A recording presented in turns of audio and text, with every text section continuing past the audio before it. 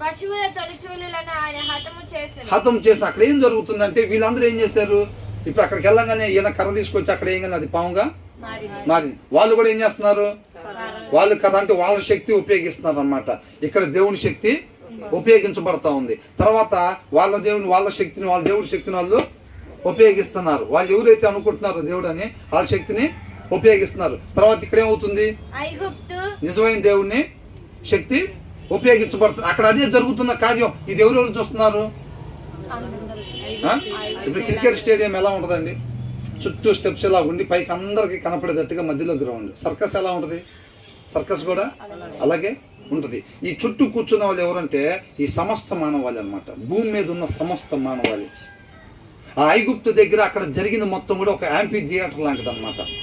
అందరు కలిసి వెళ్ళి ఎలా అయితే చూస్తూ ఉంటారో ఈ సమస్త మానవాళికి దేవుడు ఆ షో చూపిస్తున్నాడు. అక్కడ షో అంటే ఉట్టికినే జరిగే షో కాదండి, అది నిజమైన దేవుడు ఎవరో మీరందరూ కూడా తెలుసుకోండి అని అంటున్నాడు. ఐగుప్తులు ఎందుకు పెట్టాడు అది?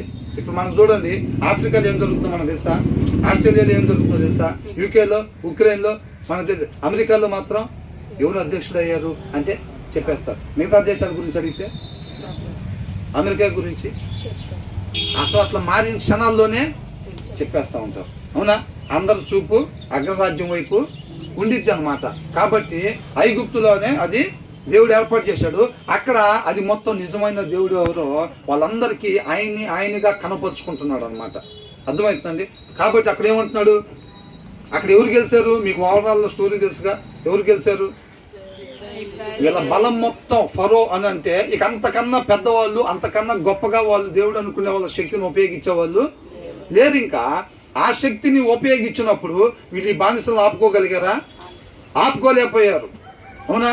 అంటే నిజమైన దేవుడు యెహోవా అని చెప్పి వీళ్ళందరూ కూడా తెలుసుకున్నారు అనమాట. అందుకని మీరు చూడండి, కొన్ని చోట్ల ఇశ్రాయేల్ జనం మొత్తం నేనే నిజమైన దేవుడిని అని ఇశ్రాయేలీలు మొత్తం తెలుసుకోవాలని చెప్పి అట్లా చేసే ఉంటుంది. కొన్ని చోట్ల ఐగుప్తీయులు మొత్తం దేవుడిని తెలుసుకోవాలని చెప్పి రాయబడి ఉంటుంది. అంటే సమస్త మానవాళి నిజమైన దేవుడు ఎవరో ఆయనగా తెలుసుకోవాలి అనేది జరుగుతుంది అనమాట. కాబట్టి ఐగుప్తులో మనుషుల తొలిచూలని పశువుల తొలిచూళ్ళని ఎందుకు పెట్టారు? పశువుల గురించి మనమేంటి? కుక్కేంట్రా? మనమేంటి? సింహం ఏంటి? మనమేంటి? అసలు మనమేంద్రా? ఏందంట? రాజులం.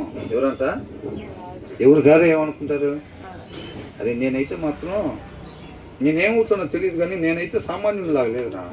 చిన్నప్పటి నుంచి అందరికి ఉంటుంది కదా అది. నేనైతే సామాన్యులాగా, నేను పెద్ద అయిన తర్వాత ఏదో